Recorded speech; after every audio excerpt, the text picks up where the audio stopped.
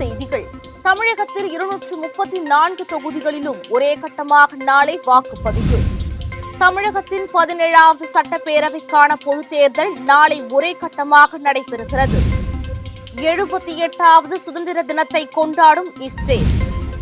பஹல்காம் தாக்குதல் சம்பவம் ஓராண்டு நினைவு தினம் இன்று அனுசரிக்கப்படுகிறது. விரிவான செய்திகள்.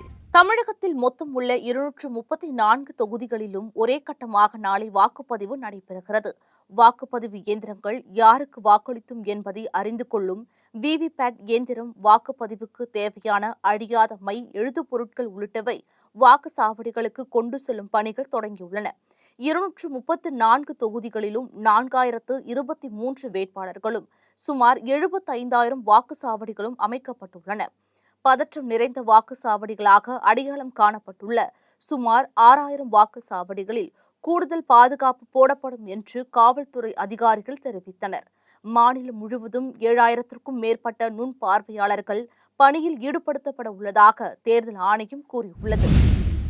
தமிழ்நாடு சட்டப்பேரவைக்கான தேர்தல் நாளை ஒரே கட்டமாக நடைபெற உள்ள நிலையில் 4,81,000 தபால் வாக்குகள் பதிவு செய்யப்பட்டுள்ளதாக தமிழ்நாடு தலைமை தேர்தல் அதிகாரி திருமதி அர்ச்சனா பட்நாயக் சென்னையில் செய்தியாளர்களிடம் தெரிவித்தார்.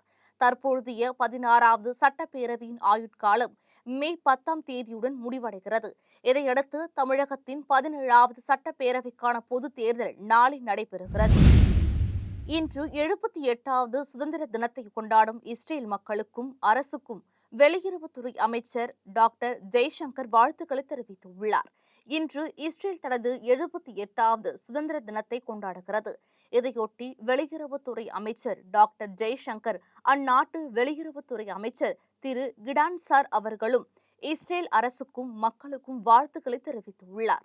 மேலும் இருதரப்பு உந்திசார் உறவுகள் சிறப்பாக உள்ளதாகவும் அவற்றுக்கு மதிப்பளிப்பதாகவும் தெரிவித்துள்ளார். கடந்த ஆண்டு இதே நாளில் நடந்த கோரமான பஹல்காம் பயங்கரவாத தாக்குதலில் பலியான அப்பாவி உயிர்களை நினைவு கூர்வதாக பிரதமர் திரு நரேந்திர மோடி தெரிவித்துள்ளார்.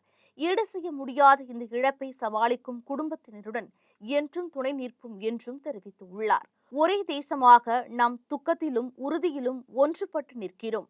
இந்தியா எந்தவிதமான பயங்கரவாதத்திற்கும் ஒருபோதும் தலைவணங்காது. பயங்கரவாதிகளின் கொடூரமான திட்டங்கள் ஒருபோதும் வெற்றி பெறாது.